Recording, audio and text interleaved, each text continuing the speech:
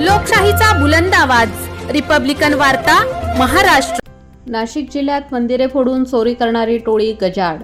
नाशिक ग्रामीण स्थानिक गुन्हे शाखेची धडाकेबाज कारवाई। बातमी नाशिक येथे जबर चोरी करणारे सराईत गुन्हेगारांना अटक करण्यात आली असून मंदिर चोरीचे 7 गुन्हे उघडकीस आले आहेत। त्यांच्याजवळून 66 किलो वजनाच्या पितळी वस्तू व 1238 ग्रॅम चांदी हस्तगत करण्यात आली आहे। नाशिक ग्रामीण स्थानिक गुन्हे शाखेची धडक कारवाई। नाशिक ग्रामीण जिल्हा पोलीस अधीक्षक श्री बाळासाहेब पाटील यांनी जिल्ह्यातील ना उघड मालाविरुद्धचे गुन्ह्यांचा आढावा घेऊन जिल्हा अभिलेखावरील गुन्हेगारांचे सध्याचे ठाव ठिकाणाबाबत माहिती घेण्यास पोलीस पथकांना सूचना दिलेल्या आहेत।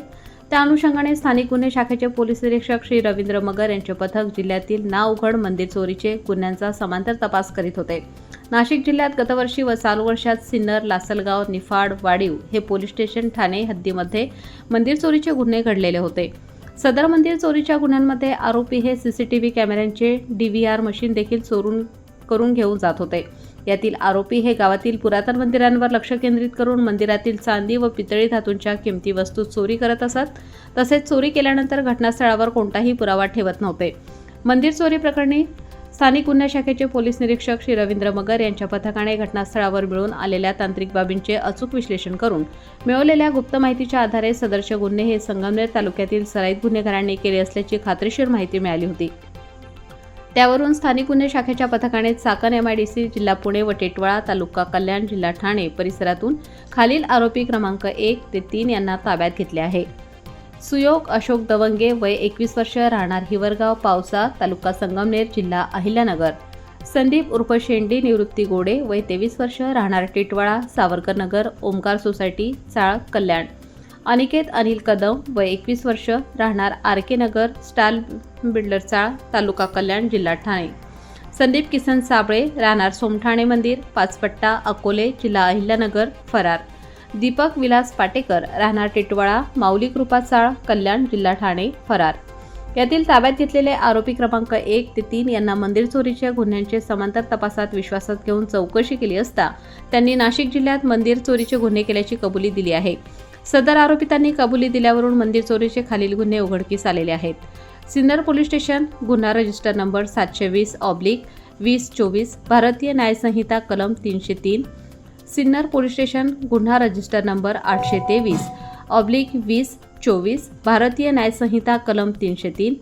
निफाड पोलीस स्टेशन, गुन्हा रजिस्टर नंबर 428/2024, भारतीय न्याय संहिता कलम 331/4, 305 सिन्नर पोलीस स्टेशन, गुन्हा रजिस्टर नंबर 870/2024, भारतीय न्याय संहिता कलम 305 सिन्नर पोलीस स्टेशन, गुन्हा रजिस्टर नंबर 905/2024, भारतीय न्याय संहिता कलम 303 वाडीव हेड पोलीस स्टेशन, गुन्हा रजिस्टर नंबर 44/2025, भारतीय न्याय संहिता कलम 305 लासलगाव पोलीस स्टेशन, गुन्हा रजिस्टर नंबर 70/2025, भारतीय न्याय संहिता कलम 305 यातील ताब्यात घेतलेले आरोपी क्रमांक 1 ते 3 यांच्या कब्जातून वरील गुन्ह्यांमध्ये चोरीस केलेला मुद्देमाल हस्तगत करण्यात आला आहे। तो खालीलप्रमाणे: 238 ग्रॅम वजनाचा चांदीचा मुकुट, किंमत ₹27,000, 1 किलो वजनाच्या 2 चांदीच्या प्लेट, किंमत ₹1,00,000, 20 किलो वजनाचा पितळी कळस, 3 मोठ्या समई, मंदिरातील 6 पितळी घंटा, 1 छोटी पितळी समई, 1 पितळी घोडा, तसेच मंदिरामधील पितळ व तांब्याच्या छोट्या वस्तू अशा सुमारे 66 किलो वजनाच्या पितळी वस्तू, किंमत ₹66,290 व 1,238 ग्रॅम चांदी, किंमत ₹1,27,000 असा एकूण ₹1,93,290 किमतीचा मुद्देमाल हस्तगत करण्यात आला आहे। यातील ताब्यात घेतलेला आरोपी नामे सुयोग अशोक दवंगे हा सराईत गुन्हेगार असून तो टोळी प्रमुख आहे। तो सध्या मेकॅनिकल इंजिनिअरिंगच्या 2ऱ्या वर्षाला शिक्षण घेत होता। सदर आरोपी हे गुगल मॅपवर ग्रामीण भागातील पुरातन मंदिरे सर्च करून त्यांची पाहणी करून चोरी करत होते। तसेच यूट्यूबवर कुलूप तोडण्याचे व्हिडिओ बघून हायड्रोलिक कटरच्या सहाय्याने कुलूप कट करत असल्याचे उघडकीस आलेले आहे। सदर आरोपींविरुद्ध यापूर्वी अहिल्यानगर व नाशिक ग्रामीण जिल्ह्यात मालाविरुद्धचे गुन्हे दाखल असून त्यांच्याकडून मंदिर चोरी व घरफोडीचे आणखी गुन्हे उघडकीस येण्याची शक्यता आहे।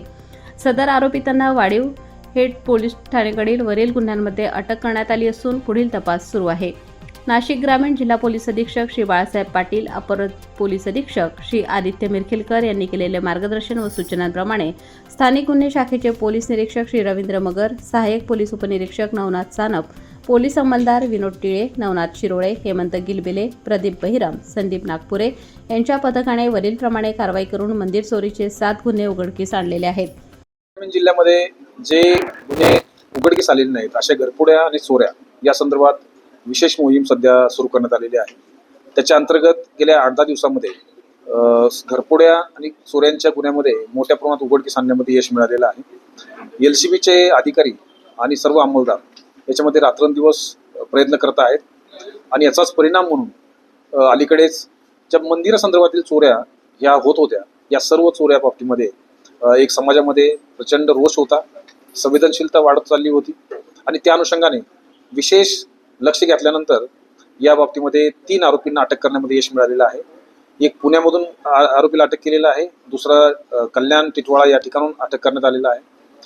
तर या आरोपीकडून आतापर्यंत 7 गुन्हे उघडकीस आलेले आहेत. त्यापैकी 5 गुन्हे हे शिन्नरचे आहेत, एक वाडीवरीचा आहे, एक लासलगावचा आहे आणि या 7 गुन्ह्यातील मुद्देमाल हस्तगत करण्यामध्ये यश मिळालेलं आहे. या 3 आरोपींचे काय पार्श्वभूमी? आता या 3 आरोपी पैकी एक आरोपी हा मेकॅनिकल इंजिनियर आहे, सेकंड इयरला आहे. हे आधुनिक तंत्रज्ञानाचा वापर करतात. जे पुरातन मंदिर आहेत ते गुगल मॅपवर शोधतात आणि याच्या बाबतीमध्ये कुलूप कसं तोडायचं आहे वगैरे याचं यूट्यूबवर माहिती घेतात आणि याच्या आधारावर हे संपूर्ण संघटितपणे अशा स्वरूपाचे गुन्हे हे करत आहेत. यांच्याकडून अधिकही काही गुन्हे उघडकीस येण्याची शक्यता आहे. यांचे 2 साथीदार आणखी फरार आहेत, त्यांच्या संदर्भातला सुद्धा शोध सुरू आहे. याच्यापैकी काही जे गुन्हेगार आहेत ते शेअर मार्केटमध्ये सुद्धा स्वतःचा पैसा गुंतवतात. त्यापैकी काही मोजमोजा करण्यासाठी अशा प्रकारचे गुन्हे करतात आणि अशा पुरातन मंदिरातील जे वस्तू आहेत त्यांना अधिकची किंमत मिळेल अशा स्वरूपाची त्यांची धारणा आहे. त्यामुळे या बाबतीमध्ये अधिकचा तपास केल्यानंतर नक्की ते माल कुठं देत होते, ते घेणारे रिसिव्हर कोण आहेत या संदर्भातली अधिकची माहिती समोर येईल. रिपब्लिकन वार्तासाठी विशेष प्रतिनिधी आनंदा भाडे. Subscribe now and press the bell icon. Never miss an update.